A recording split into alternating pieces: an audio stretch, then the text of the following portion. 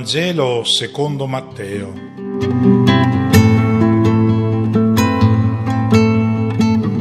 I magi erano appena partiti quando un angelo del Signore apparve in sogno a Giuseppe e gli disse: Alzati, prendi con te il bambino e sua madre, fuggi in Egitto e resta là finché non ti avvertirò. Erode, infatti, vuole cercare il bambino per ucciderlo. Egli si alzò nella notte, prese il bambino e sua madre e si rifugiò in Egitto, dove rimase fino alla morte di Erode, perché si compisse ciò che era stato detto dal Signore per mezzo del profeta. Dall'Egitto ho chiamato mio figlio. Morto Erode, ecco, un angelo del Signore apparve in sogno a Giuseppe in Egitto e gli disse: Alzati, prendi con te il bambino e sua madre e va nella terra di Israele. Sono morti, infatti, quelli che cercavano di uccidere il bambino.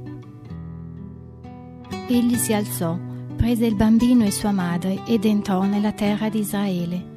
Ma quando venne a sapere che nella Giudea regnava Archelao al posto di suo padre Erode, ebbe paura di andarvi. Avvertito poi in sogno, si ritirò nella regione della Galilea e andò ad abitare in una città chiamata Nazaret, perché si compisse ciò che era stato detto per mezzo dei profeti. Sarà chiamato Nazareno.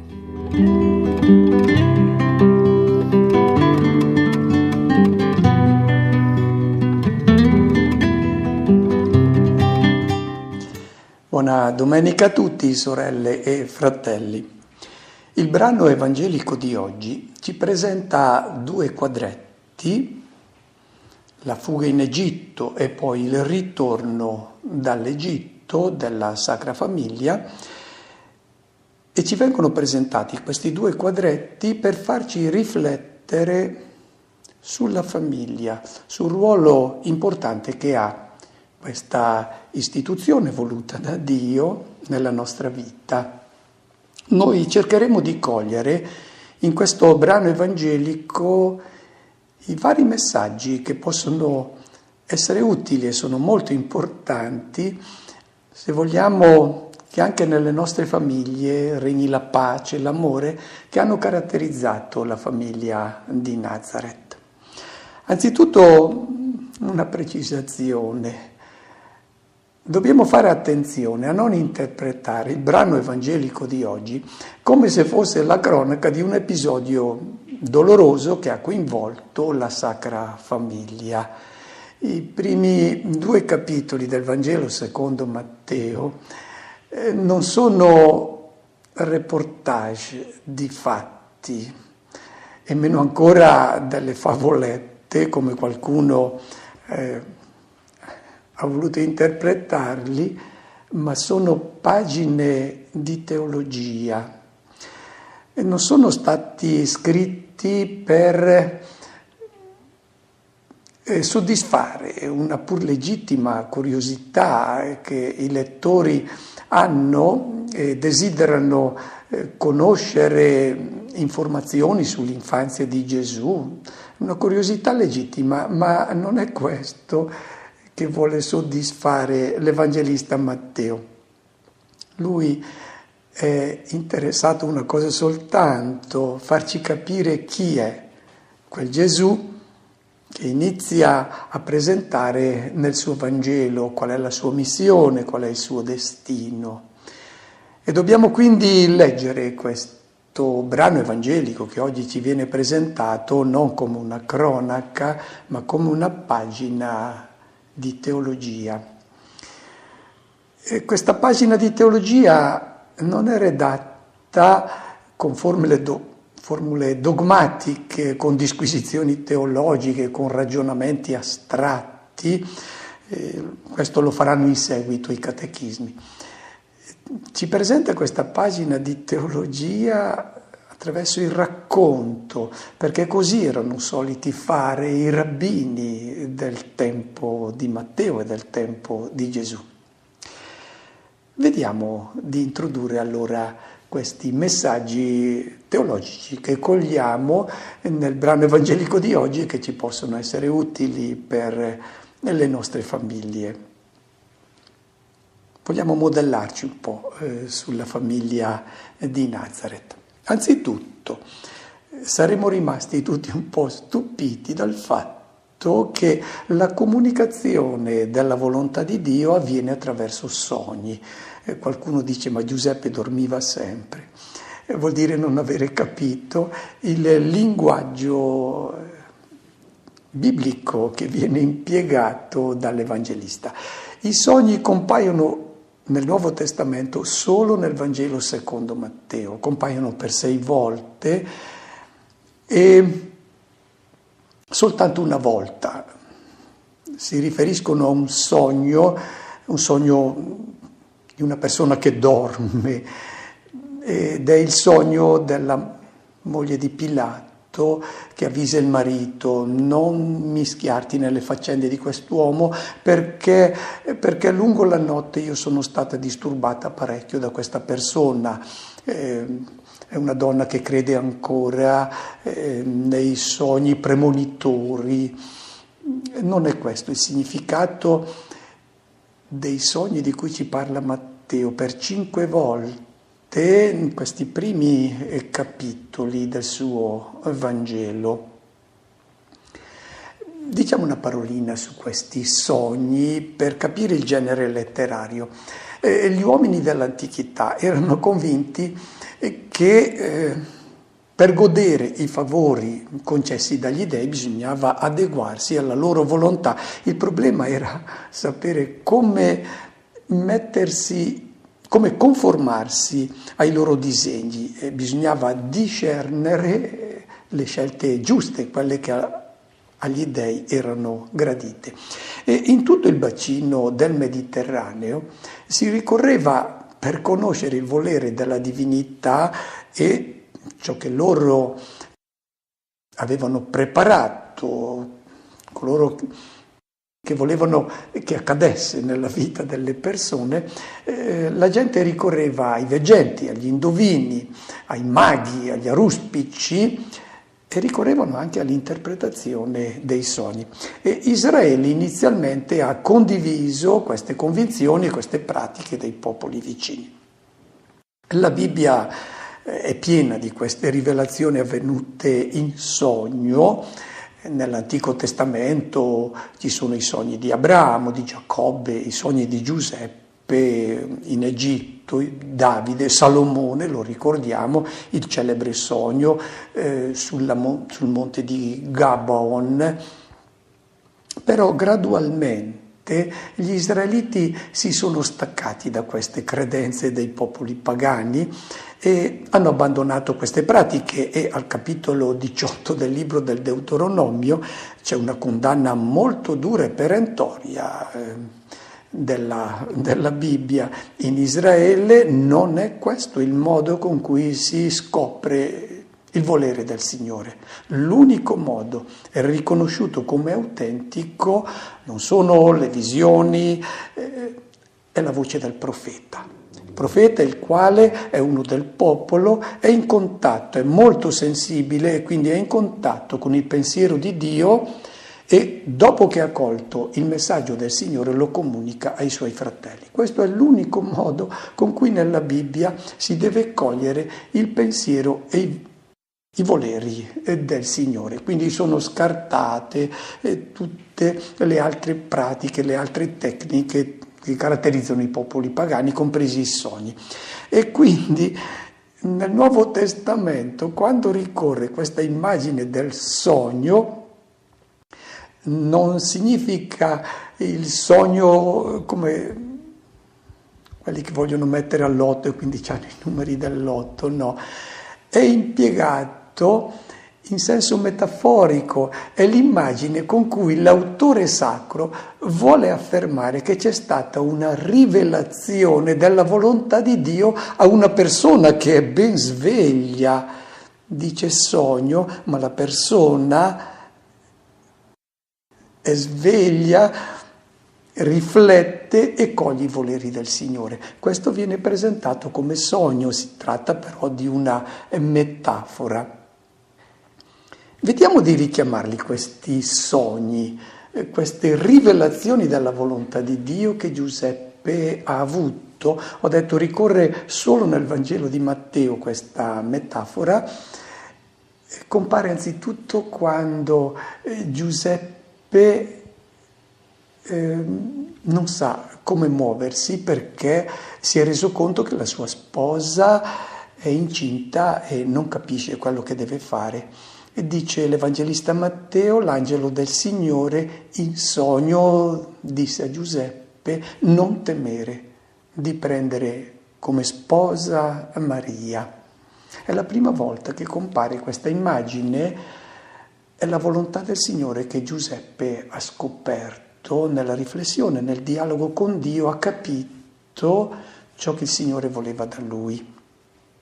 La seconda volta non è coinvolto Giuseppe, sono coinvolti i magi. Anche qui queste persone capiscono che non devono ritornare da Erode, ma devono tornare al loro paese. Poi compare per la terza volta questa immagine del sogno ed è ancora coinvolto Giuseppe. Ed è quando l'angelo del Signore gli dice: prendi con te il bambino e sua madre e fuggi in Egitto. Poi compare di nuovo questa metafora del sogno e quando l'angelo del Signore in Egitto dice a Giuseppe: torna, esci dall'Egitto, prendi il bambino e tua madre e torna nella terra di Israele. È l'ultima volta in cui compare questa metafora del sogno che coinvolge Giuseppe è quando Giuseppe non deve fermarsi in Giudea perché lì comanda Archelao, che è peggiore di suo padre Erode il Grande, e allora dice l'Evangelista: l'angelo del Signore dice a Giuseppe: vai a Nazaret. Ed è il brano di oggi. Qual è il messaggio di questa immagine del sogno? Questi sogni non sono altro che l'immagine biblica con cui l'Evangelista mette in risalto la disposizione interiore di Giuseppe, che cerca sempre di sintonizzare le proprie scelte sulla volontà di Dio e non agisce se non in conformità con essa.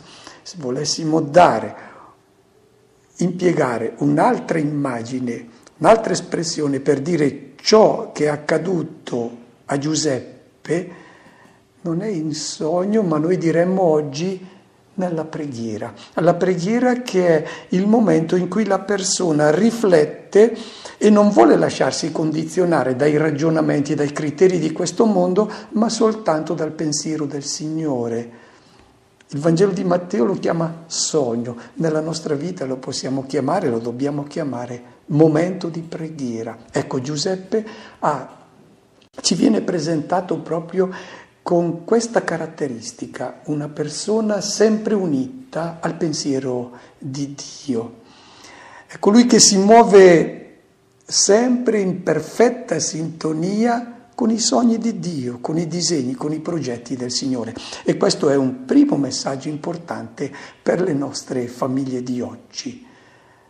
Quali sono i criteri con cui nelle nostre famiglie vengono fatte le scelte?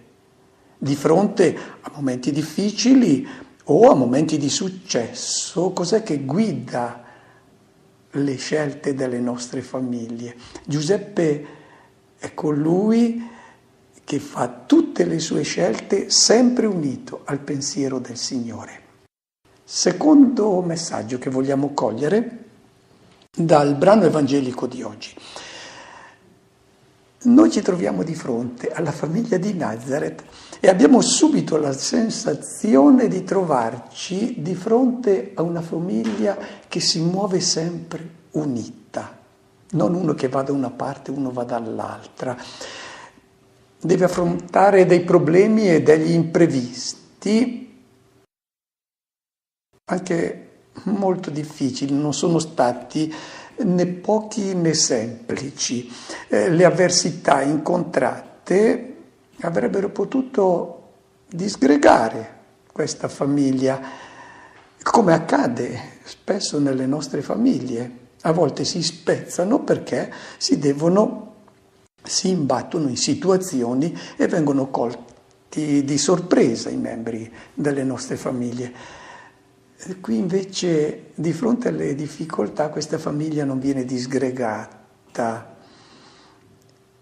Invece di interrompere il dialogo, le difficoltà l'hanno favorito. Leggendo il brano evangelico di oggi, noi respiriamo un clima di dolce, di perfetta armonia che regna fra i due sposi, che si muovono sempre insieme, sono in pieno accordo nelle scelte da fare. Del resto non c'è mai un'imprecazione contro il destino, contro i responsabili delle loro disavventure, imprecazioni contro Erode, contro chi non li vuole accogliere mai. È una famiglia che si muove e che accoglie gli eventi con i quali si deve confrontare e li affronta questi momenti mossa dai disegni di Dio, dal pensiero di Dio, perché è solo con la volontà di Dio che questa famiglia si confronta. E c'è un segreto quindi alla base di questa serenità e di questa unione di Giuseppe e di Maria. Questi due sposi si muovono in sintonia perché hanno come punto di riferimento solo il progetto di Dio, non i propri sogni. Giuseppe e Maria avevano i loro sogni nella vita, volevano costruire una famiglia di un certo tipo, secondo la tradizione religiosa del loro popolo. Hanno dovuto cambiare i loro sogni, i loro progetti, perché hanno sintonizzato la loro vita sui disegni di Dio, sui sogni di Dio. Un terzo messaggio che vogliamo cogliere dal brano evangelico di oggi deriva da un'espressione che ricorre 6 volte nel brano evangelico. Prendi con te e prese con sé. Per 3 volte l'angelo in sogno dice a Giuseppe: prendi con te. Anzi, se vogliamo riprendere questa espressione, la troviamo ancora quando l'angelo dice a Giuseppe: prendi con te Maria. E di nuovo viene ripresa questa immagine, quest'ordine della volontà del Signore: prendi con te per 3 volte. Prendi con te il bambino e sua madre, fuggi in Egitto. Prendi con te il bambino e sua madre, torna nella terra di Israele. E per 3 volte viene sottolineato il fatto, e con la stessa espressione, Giuseppe prese con sé. Prese con sé Maria, prese con sé il bambino e sua madre, fuggì in Egitto, prese con sé il bambino e sua madre e tornò nella terra di Israele. Ci ho insistito su questa espressione per quale ragione? Perché in tutto ciò che il Vangelo racconta di Giuseppe non si trova mai qualche cosa che egli abbia fatto per sé. Ogni sua azione è compiuta in vista della vita, della salvezza, del bene degli altri. Mai una volta che si dica qualcosa di Giuseppe, lui ha fatto qualcosa per sé, sempre e solo per gli altri. È l'immagine di una vita donata. Giuseppe non ha ancora ascoltato, non ha mai ascoltato le prediche che Gesù ha fatto durante la sua vita pubblica, quindi il richiamo a una vita donata, ma Giuseppe è colui che ha vissuto addirittura in anticipo ciò che poi Gesù avrebbe proclamato nel suo Vangelo. Donare la vita significa realizzare la propria esistenza. Un'altra caratteristica: Giuseppe non proferisce una parola, ascolta la voce del Signore e subito mette in atto ciò che gli è stato chiesto. Si prende cura di queste due persone deboli, bisognose di protezione che gli sono state affidate.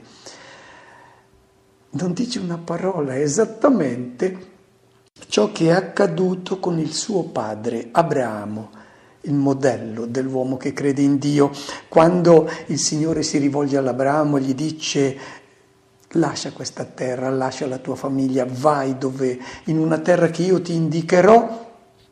Continua il brano del libro della Genesi dicendo: e Abramo partì. Non dice una parola Abramo. E qui noi troviamo in Giuseppe la riproduzione dell'immagine dell'uomo che si fida di Dio, che è Abramo. Anche Giuseppe, quando in sogno l'angelo del Signore gli rivela la volontà di Dio, e Giuseppe prese con sé Maria, prese con sé il bambino e sua madre, non dice una parola, esegue immediatamente ciò che il Signore gli ha chiesto. Direi che ogni padre di famiglia è invitato a contemplare questa stupenda figura di uomo giusto, che dimentico di sé mette tutta la propria vita a disposizione di coloro che Dio gli ha collocato vicino e che sono bisognosi del suo aiuto. E veniamo adesso alla parte più importante del brano evangelico di oggi, che sono le due citazioni bibliche. I due quadretti del Vangelo di oggi, che sono la fuga in Egitto e poi il ritorno nella terra di Israele, si concludono ambedue con una citazione biblica che è introdotta del resto con una formula molto solenne, perché si compisse ciò che era stato detto dal Signore per bocca dei profeti. Il significato di questi due quadretti, di questi due racconti, va collocato nella realizzazione delle profezie. L'Evangelista Matteo vuole mostrare ai suoi lettori che Gesù ha realizzato le Scritture. E la prima di queste profezie è: dall'Egitto ho chiamato mio figlio. Quando l'angelo dice a Giuseppe: prendi il bambino e sua madre e torna nella terra di Israele, la conclusione del quadretto è: dall'Egitto ho chiamato mio figlio. Dove si trova questa profezia? Si trova nel libro del profeta Osea, il profeta che ha presentato la storia burrascosa di amore fra Dio e Israele, la sposa. Impiega una seconda immagine, che è quella del padre che è andato a riprendersi il suo primogenito in Egitto. Poi, dice il profeta, lo ha ricolmato delle sue attenzioni, delle sue tenerezze, gli ha insegnato a camminare tenendolo per mano, si è comportato come il papà che solleva il proprio figlio alla guancia dolcemente, il papà che si china per dargli da mangiare, per insegnargli a camminare, e poi però questo figlio è cocciuto, è ribelle, non capisce l'amore del padre. Dice l'Evangelista Matteo: si è realizzata questa scrittura: dall'Egitto ho chiamato mio figlio. La ragione per cui l'Evangelista richiama questa profezia e la applica a Gesù è per far comprendere ai suoi lettori, fin dalle prime pagine del suo libro, che in Gesù si ripete la storia di questo figlio primogenito, Israele, ma con esiti opposti. Perché?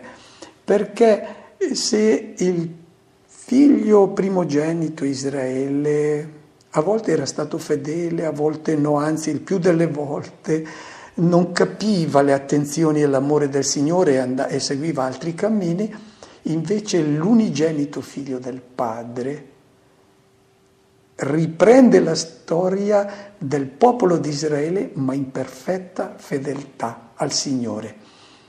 Cos'è stato l'Egitto per Israele? Era la terra della schiavitù, c'era un faraone che dava ordini, che opprimeva, e Dio ha liberato questo suo figlio primogenito, lo ha fatto uscire dalla terra di schiavitù che è l'Egitto. Questa è l'immagine della condizione dell'umanità ancora priva del messaggio e della luce portata nel mondo da Cristo. L'umanità era in una condizione di schiavitù, era servita agli idoli. L'idolo è ciò oppure colui che determina che stabilisce ciò che è bene e ciò che è male, ciò che è giusto e ciò che è sbagliato. Facciamo qualche esempio e comprendiamo subito. Se è il denaro il mio idolo, il mio Dio, è Lui che detta ciò che io devo fare, è Lui che mi dice ciò che è bene e ciò che è male. Il denaro mi dice tu devi sfruttare, devi imbrogliare, devi essere disposto anche a distruggere la vita di un altro e magari a scatenare guerre, violenze.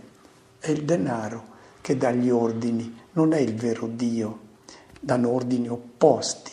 L'umanità era schiava degli idoli. Uno degli idoli erano certamente i beni di questo mondo che per accumularli, per impossessarsene, le persone erano disposte a tutto, a comportarsi da belve. Questa era l'umanità schiava. Gli uomini erano in Egitto. Un altro esempio. Se il Dio di una persona è l'Eros, allora è Lui che comanda e ti conduce magari a delle perversioni sessuali, perché è Lui che comanda e l'umanità, lo sappiamo bene, era schiava di questo idolo. L'Eros è una cosa bellissima, voluta da Dio, ma se è il punto di riferimento, colui che dice ciò che tu devi fare e ciò che è bene e ciò che è male, allora tu sei schiavo, non sei un uomo realmente libero. Se il nostro Dio è la carriera professionale, bisogna essere disposti, perché dà gli ordini questo idolo, anche a schiacciare gli altri, a mentire se necessario, a prostituirsi in cortigianerie, in ipocrisie, in menzogne. Ecco, chi è schiavo degli idoli non è un uomo libero, anzi non è nemmeno un uomo. Ecco, l'umanità si trovava in questa condizione, era nell'Egitto, in questa immagine biblica, e in questo Egitto è entrato il Figlio di Dio, si è immerso nella nostra condizione di schiavitù per venirci a liberare. Non è quindi il reportage di un viaggio materiale quello che Matteo sta redigendo, ma servendosi della citazione biblica dice ai suoi lettori: è venuto il Messia, è venuto il Figlio di Dio e si è immerso nel nostro Egitto, nella nostra situazione di schiavitù e di peccato, per tirarci fuori, per portarci verso la vera libertà. Quindi Gesù, ci dice l'Evangelista Matteo, è il nuovo Mosè che ci conduce verso la vera terra promessa. E poi c'è una seconda immagine, seconda citazione, sarà chiamato Nazareno. A differenza della profezia precedente, questa non risulta molto chiara, nemmeno ai biblisti. Io ho ricevuto varie interpretazioni e quando ce ne sono varie vuol dire che non è sicura. Ne scelgo una. Il nome del villaggio dove Dio ha voluto che risiedesse e si stabilisse la Sacra Famiglia è Nazaret. E Nazaret deriva da una radice ebraica che significa germogliare, sbocciare. E chi visita Nazaret contempla dall'alto i monti che circondano il piccolo rialzo di terra sul quale sorge questo. Oggi la Basilica dell'Annunciazione, e in quel tempo sorgeva il piccolo villaggio in cui Gesù è vissuto, ha l'impressione di trovarsi di fronte a un fiore sbocciato.